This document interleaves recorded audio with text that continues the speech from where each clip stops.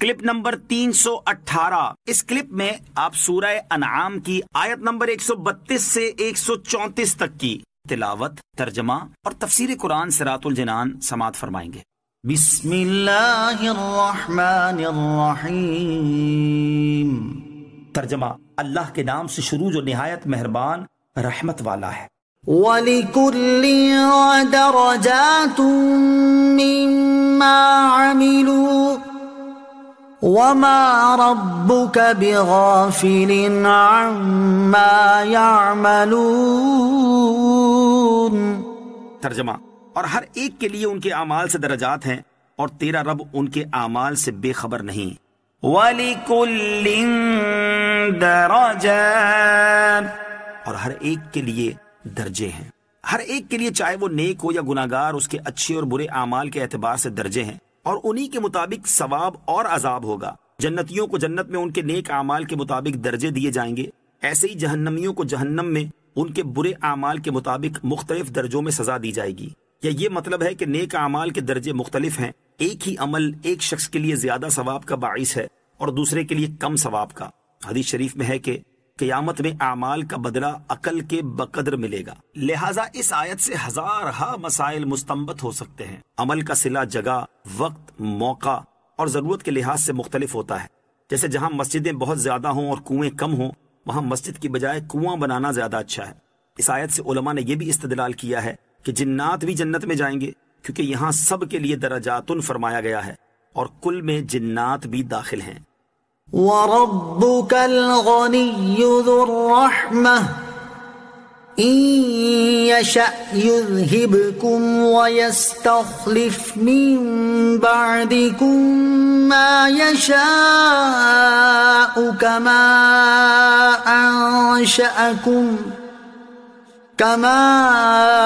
أَنشَأَكُم مِّن ذُرِّيَّةِ قَوْمٍ آخَرِينَ۔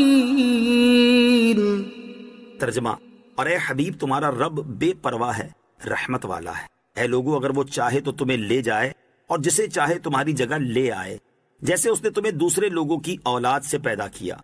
وَرَبُّكَ الْغَنِيُّ ذُو الرَّحْمَةِ، اور اے حبیب تمہارا رب بے پرواہ ہے، رحمت والا ہے۔ اس آیت سے یہ درس بھی ہو سکتا ہے کہ اے لوگو، اللہ عز و جل تمہیں جو ایمان اور اعمال صالحہ کی دعوت دیتا ہے اور کفر و شرک اور بد اعمالیوں سے منع فرماتا ہے، تو یہ نہ سمجھو کہ اس میں اس کا کوئی فائدہ ہے، بلکہ وہ تو غنی ہے، اسے کسی کی کوئی حاجت نہیں۔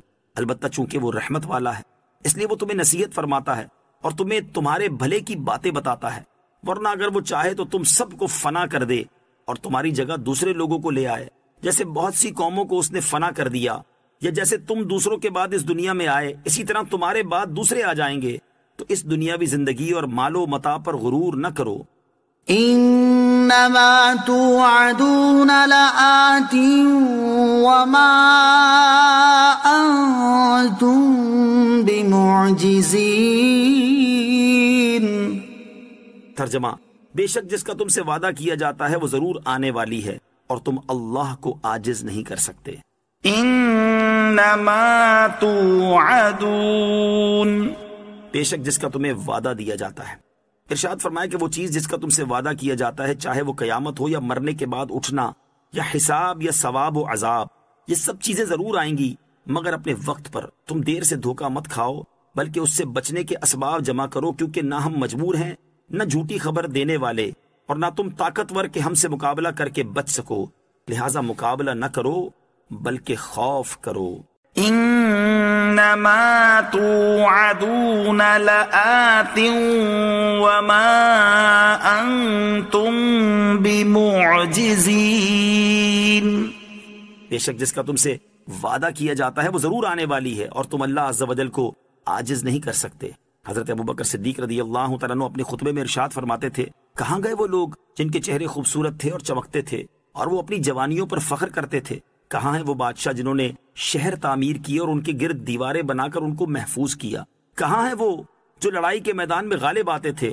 زمانے نے انہیں کمزور اور ذلیل کر دیا اور وہ قبروں کی تاریکیوں میں چلے گئے۔ جلدی جلدی کرو اور نجات تلاش کرو۔